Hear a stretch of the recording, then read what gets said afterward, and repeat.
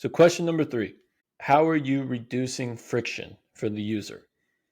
And so I was inspired to ask this question by a simple yet very important quote from current a16z partner, Jeff Jordan.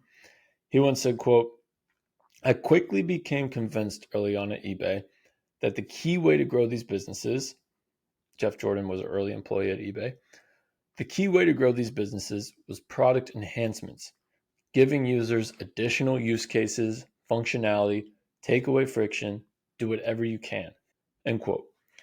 So if you're starting a business, it has to improve the life of a user in some way. That's the whole point. That's the goal.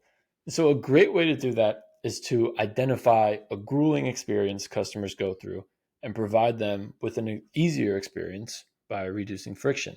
An example would be E-Trade, in the early 2000s, late 90s, disrupting the need to call your broker to execute a trade by now with E-Trade just completing trades online with just a few clicks. That's a massive elimination of friction to enhance a user experience. Rather than having to get on the phone, wait on hold, get that vocal confirmation. Maybe it'll take days if your broker's busy. Now you can just go online and do it yourself in just a few clicks in a few minutes. And so, not only do businesses that eliminate friction tend to be successful, but they also have the potential to expand markets. As we learned about in the benchmark episode, Uber initially thought their market would be $4.2 billion because that's what the overall taxi and limousine market was at the time.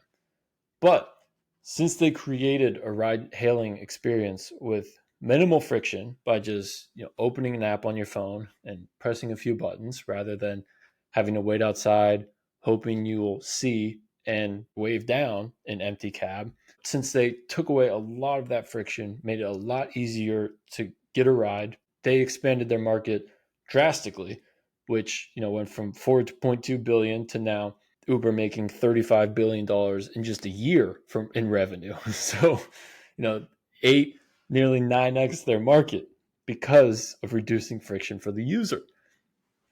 And so that's why starting a business is so hard, because the most successful ones typically reduce friction, which is typically caused by entrenched incumbents, regulatory capture, or just very technically challenging problems. It requires an outlier founder. And so I want to hear a compelling story from the founder of what the problem is for the user currently, why there's so much friction, why there's so many frustrated users, and how they, as founders, can eliminate that friction and provide a better service and make it easy to understand for users.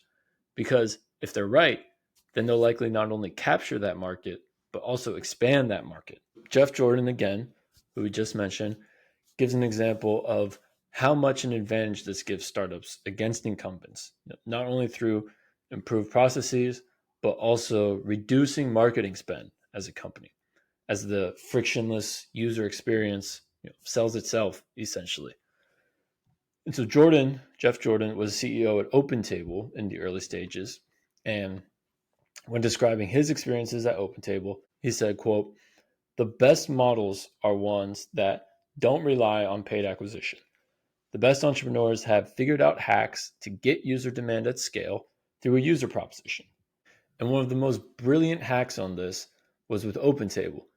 The team figured out ahead of time to build a widget that restaurants could put on their own websites to empower online reservations, because the typical behavior at the time was, I want to go to the Slanted Door, a restaurant.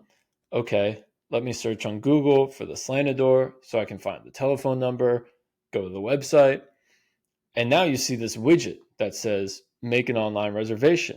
And it's like, oh, I'd much rather do that than pick up the phone and have an experience of, can you hold, sir, and get back to you, and then call multiple restaurants. It's just awful.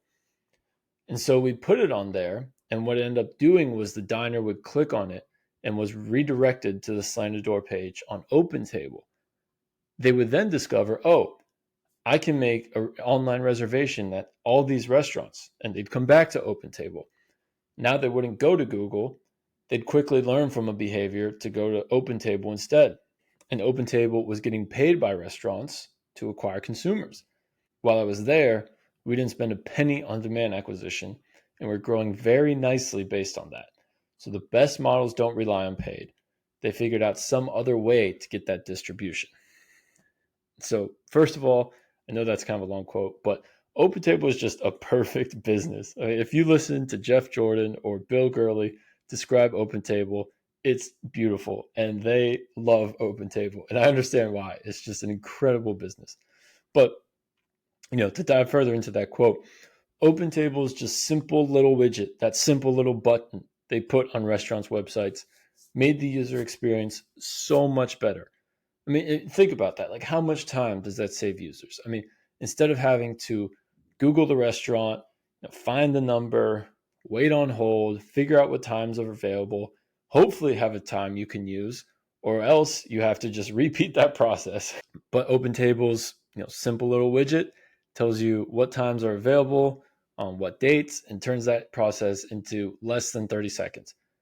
It's just such a relieving experience as a user that OpenTable becomes, one of their favorite services, one of their favorite websites. I mean, I only use OpenTable to make reservations. I'm sure, many people listening today use OpenTable to make reservations, and I'm sure many people who started using the product almost 20 years ago, still do the same. Still go to OpenTable to make reservations. It's a platform that essentially is the search engine for restaurants. And again, OpenTable getting all this capture without having to spend money on demand acquisition. They didn't have to spend money on marketing because they reduced so much friction and made users so happy that they didn't have to sell users. The product sold itself. And then, they tell their friends, they tell everyone they know, and it would just explode.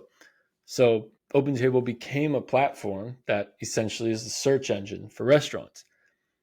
And, just like we talked about in the last section, I want to invest in platforms because platforms means big businesses, which means a lot of money, which means a happy investor and happy OPs. So just a great way to look for the platform is to just find a way you can eliminate tons of frictions for tons of frustrated users.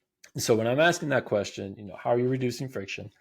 I'm looking for the founder to have some type of unique insight about the industry that shows why no one has done it before, or why their unique product or service will reduce frictions for users, causing users to absolutely fall in love with the product, in turn giving that business a high potential to become a platform and a low potential to ever have to spend on marketing. It's much easier said than done. Those businesses are very rare. They are the gold standard, but it's definitely a really important question to ask yourself or to ask a founder if you want that company to be a platform company.